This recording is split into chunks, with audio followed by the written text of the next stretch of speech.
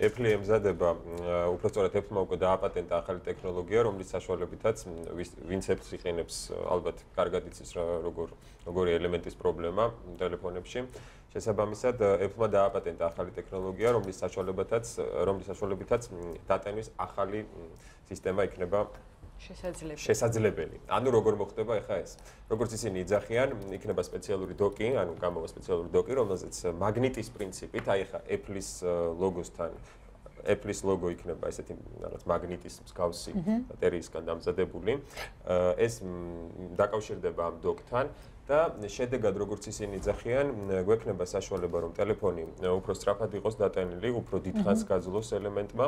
ანუ სრულად მე მგონი ეს გამოგონება და ეს პატენტი უკვე პრობლემას მოუხსნის ბევრ როდიდან გამოვა გაყიდვაში ესეც ცნობილია? ეს ჯერ არ არის ზუსტად ცნობილი. აი აქ ხედავთ ხა სქემაზე, ანუ რისგან იქნება ხა ანუ ამის პლუსი რაც არის ხა ამ გამოგონების არანაირი სადენი დამატებითი შესაერთებელი ეს ყველაფერი საერთოდ აღარ იქნება საჭირო და მხოლოდ ტელეფონით შეძლებენ მომხმარებლები რომ აი აქ ხედავთ ხა Apple-ის ლოგოსაც რომლიდანაც ანუ როდესაც ამ ლოგოს დოკთან დააკავშირებენ შესაძლებელი იქნება რომ ძალიან სწრაფად დაიტანოს შეიძლება ითქვას, რომ სულ მუდმივად შეიძლება კონდეს ტელეფონი დატენილი და არასდროს არ იფიქრო იმაზე, სად იყო, და აღარ ატარო კაბელით ან 5 ცალი ყველგან სამსახურში, სახლში და ასე შემდეგ.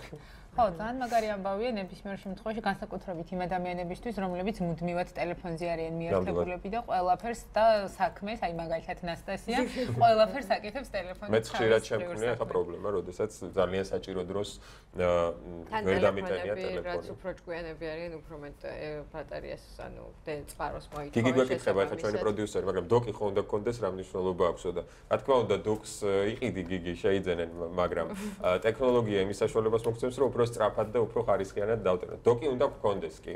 ანუ დოკის თან უნდა ამ შემთხვევაში სატესტ თუ არ ვატარებთ, თან დოკი უნდა ვატაროთ. გიგი მომიგო ხა.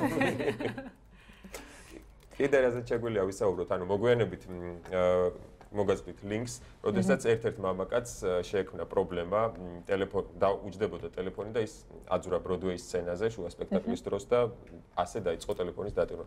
დამეკარგა ხეს ვიდეო, აუცილებლად მოვიპოვოთ, რომ გაჩვენოთ და ყველამ ნახოს. მართლა ზოგჯერ ისე ხარ დამოკიდებული ამ ეგრეთ წოდებულ smartphone-ებზე და ტელეფონებზე, რომელზეც არა მარტო ინფორმაცია მოდის, ანუ მთელი შენი ყოველდღიურობა და მთელი ცხოვრება დამოკიდებული ამ ყველაფერი ამაშია მოთავსებული რეალურად. შეიძლება ითქვას, რომ მე როდესაც ჩემი ტელეფონი დავუკარგე მიუხედავად იმისა, რომ ფანრიანი Nokia იყო, 2 კვირის განმავლობაში ვტიროდი, იმიტომ რომ მთელი კონტაქტ ლისტი, თავისი, ანუ ყველაფრით აბსოლუტურად 2 ნომრით ძალიან რთული გადასატანი აღმოჩნდა და წარმომიდგენია ხოლმე, რომ როდესაც ზოგჯერ გიჯდება ტელეფონი, რა რთული მდგომარეობაა ნებისმიერი ადამიანისთვის.